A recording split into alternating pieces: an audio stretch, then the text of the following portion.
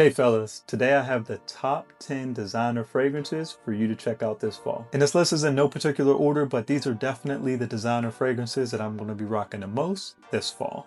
So let's jump into it. What's going on, y'all? Welcome back to the channel. I hope everybody is doing well. My name is Ty, and here I primarily talk about fragrances, but we also sprinkle in some fashion and lifestyle content as well. So all about helping you show up as your best self day in and day out by looking good, smelling good, and feeling good. Y'all know the vibes, man. So if you're interested in those type of videos or that type of content, subscribe below for weekly fashion and fragrance videos, and make sure you hit that bell to stay notified anytime I make any new uploads. Okay, y'all, let's get things kicked off with an honorable mention. And the only reason I didn't add this one to the actual list is because I feel like most of y'all know about this one by now. Also, I've been featuring this one a lot in recent lists, so let's give it a break, give some other ones a chance to shine. But one we're talking about right now is Mercedes-Benz Club Black. It's a classic for a reason. You can find this one for a very reasonable price, usually around that $40 price point. You get benzoin, a beautiful vanilla, slight smokiness from incense, but it's kind of in the background. All about the benzoin and vanilla in here. Great fragrance to wear in the fall, and like I said, because of the price, almost a no-brainer. I think it's an absolute steal. If you don't have this one or haven't checked it out already, definitely do it. It's Mercedes-Benz Club Black. Okay, let's move into the actual list, y'all. We're getting things started with one of my all-time favorites. We have 1 Million Lucky here. 1 Million Lucky, y'all. Just such a great fragrance. Starts off a little bit fresh. We have some ozonic notes and I believe some citrus in here, but the star players really come out as it starts to dry down. You get this plum, you get hazelnut in here, you get honey. Yo, this is a phenomenal fragrance. It smells so good. And it's really perfect, I think, for those situations in the fall, really anytime, but those situations where you're going from maybe a warmer day into a cooler evening, right? And you need something that will transition with you. This is the one. Again, you got that ozonic kind of freshness in the opening, but as it dries down, it gets sweeter. It almost gets in, turns into, a fragrance that's more gourmand leaning, or at least gives that vibe. And I just absolutely love this one, y'all. I think it's the best from the line. I like Elixir a lot, but I think this is still #1 in my book just because. Also as an EDT, but don't let that fool you. The performance here is very good, very solid, easily 7 to 8+ hours. So getting started off with a banger, y'all. One of my favorites, 1 Million Lucky. Okay, next up from YSL, we have Myself Le Parfum. And this is another one that does the fresh, kind of sweet vibe very well. Freshness in this one comes from orange blossom though, and the orange blossom is just done so well in this fragrance. It smells really good, but as it dries down, in addition to that orange blossom, you also get bourbon vanilla, you get some black pepper, I believe some other spices as well, and also some woodiness as it dries down. So again, it's fresh, it's clean, but it's also warm and inviting. Just extremely versatile, but I think it's one that works so well for the fall, especially like I said, with the addition of that spice in bourbon vanilla. So the EDP is great. I know a lot of people that's their favorite, understandable, but to me, I think this one is best, even when comparing the new release as well. I think it's called La Absolute. That smells closer to the EDP. I think this one just kind of stands alone, and I think it is the best. So check this one out this fall if you haven't. YSL's Myself Le Parfum. Okay, y'all, this next fragrance, this is the one you pick up whenever you want to stand out, smell a little different than everyone else, but you still want to smell amazing. It's none other than Gentleman Reserve Privé by Givenchy. This one is the perfect pick, again, for that situation where you want to be different, you want to be a little bold. Of course, this one is focused on or centered around iris, so if you're not a fan of iris or fragrances that have sort of that powdery feel to them, probably not going to like this one. However, if you're at least open to it, or you're willing to check out fragrances that kind of have that powdery vibe, I would highly recommend this one above most others, right? Because I know there are different, kind of some mainstream, Irish fragrances that are, pretty well known, whether it's the Dior Homes or, others like that. But to me, this one is not only my favorite, I think it's one of the best as well. And it's talked about, but I don't know if it gets enough credit, right? Because in addition to that powderiness, you get this warm, boozy vibe from whiskey. You also get some sweetness in here from benzoin, and then it has, some woody notes that are kind of just playing in the background. So I think this is a very well done fragrance, extremely sophisticated, and on top of that, this one has really solid performance as well. So definitely recommend you checking this one out if you want to step outside of the box a bit, but still smell very put together and sophisticated. Check out Gentleman Reserve Privé. Okay, up next, y'all, we have what I think is one of the best designer fragrances of all time, Dolce & Gabbana, the 1 EDP. I know you heard about this one by now. I know you've seen it. You probably own this one by now, but we're still going to talk about it because it is that good. You get this fresh spiciness in the opening, but as it dries down, you get this really nice tobacco note, which this one is kind of really centered around. And you also get this really nice amber, almost vanillic sort of feel as it continues to dry down. So it's warm, it's sweet, but again has that light, fresh spiciness in the opening. Just a very well done fragrance. I think the only knock anyone may ever, kind of put on this one is the performance.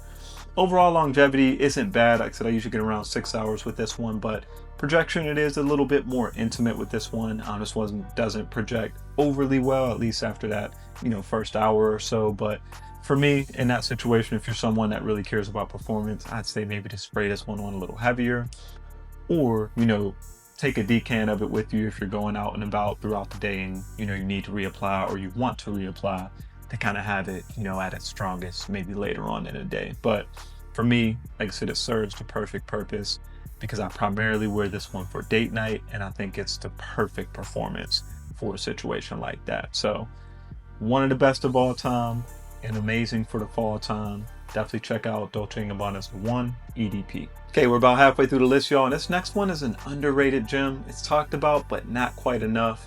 It's Gucci Intense Oud. One that I think is one of the best designer oud fragrances out there. I do really enjoy Tom Ford's Oud Wood. Versace's Oud Noir is another good one as well, but I think this is right up there with them, if not slightly ahead of them. It's that good. So what you get with this one, of course, is oud, but you also get some freshness and powderiness and sweetness as well, right? Because you get rose in this one. You also have some raspberry in the opening. Again, gives it this kind of fruity sweetness to it. But then in the background, you have, some more deeper, darker notes as well. So you got saffron, gives it a nice light spice. You even have some leather as it dries down. So all in all, to me, it's a really nice kind of rose oud fragrance with a twist, because you have a little fruity sweetness in the opening, a little spiciness and leatheriness as it dries down, and just a very well done fragrance that has amazing performance. And I know they were talking about discontinuing this one a couple years back, but I don't think that was ever the case. Can still pretty much find this one on all discounters. I don't know if you can find it in retail stores. I've never seen it in there, but it may pop up from here and there. But all in all, definitely one that I would recommend you trying before buying. So definitely check out a sample first, because not a scent profile that's for everyone, and that's okay, right? But I do feel like this one is still on the more wearable side of that, traditional kind of rose oud combo, or just when considering oud fragrances in general. I think the oud in here is done very well. It's not too animalic or too, stanky in any way. I think it's very, refined. I think it's very put together, and it's overall a very sophisticated fragrance. So definitely one I love, especially for the fall time, is Gucci Intense Oud. Okay, when I think fall, I think spice, so it's only right we had one of these fragrances on the list, but it may not be the one that you're thinking of. So it's a Spice Bomb, but it's Spice Bomb Dark Leather, which is actually my favorite from the entire lineup. This is one of the newer releases. I think this one came out back in 2023, maybe the end of 2023. Just very well done in my opinion. I think it takes away some of that sort of vanilla sweetness that you get with Spice Bomb Extreme, one of the more popular releases, but it keeps kind of this really nice warm spice. So you get nutmeg and cinnamon in this one. So it has sort of a warm and sweet spice to it, but not the kind of overdose of vanilla that you get with the Extreme version. So I think this is one that will appeal a little bit more to maybe those that are 25 or 30 and up. Just very well done. And then of course, as it dries down, you get some of this leather as well. So the leather is there. It's, noticeable, but it's not overpowering in any way. So if you're someone that doesn't like leather fragrances, I think you still might be able to enjoy this one. And all in all, I think it's just a very well done fragrance, and one that's perfect for the fall time. I think the only knock people had when this one came out was the performance, but I guess I was just one of the few that never really had performance issues with it. I said I always really got kind of that 6 to 7 hours, of longevity with surprisingly good projection, I'd say, at least for the first couple hours, especially the more and more that I started to wear this one. So maybe over time this one is, developing at better, or, maybe it's just one of those situations where it just works for me. But definitely a very solid fragrance for the fall time. Check out Spice Bomb Dark Leather. Okay, next up, y'all, we have Stronger With You Amber. And an unpopular opinion, but this is my favorite, and I think this is the best from the entire line. I said it, I know they have some bangers from that line, Stronger With You Intensely, absolutely, which was previously my favorite, right? But this one, it's just right up my alley. It's everything I enjoy. I'm a fan of amber fragrances, so I actually blind bought this one because it's one of their exclusive releases. Came out a couple years ago, and it only came out in stores overseas, so you're kind of forced to, blind buy at that point, and did it, and I was just so pleased with it from the start. Still am to this day.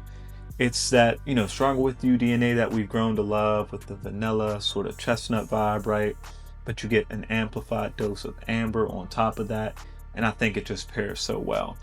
To me, it kind of reminds me of something like MFK's Grand Soir, not at all a clone or a dupe of it, but in the same kind of wheelhouse. But I think this might even be a little more wearable for certain people who maybe aren't, super fans of amber, right? So that amber, the vanilla, like I said, the slight chestnut, vibe that you get, a little bit of freshness in the opening, just done very well, y'all. And I think it's one that is becoming a little bit more easily accessible. So I'm seeing a lot more, people talk about this one, and I'm glad, because I think it's underrated, and it's one that's great for, the cooler weather. So Stronger With You Amber, check it out if you haven't already. Okay, next up we have a 2025 release. It's Azzaro's Forever Wanted Elixir, and I didn't pick this one up initially when it came out. It came out earlier, in the year, but I picked it up late spring going into summer, so I haven't had a chance to wear it out much.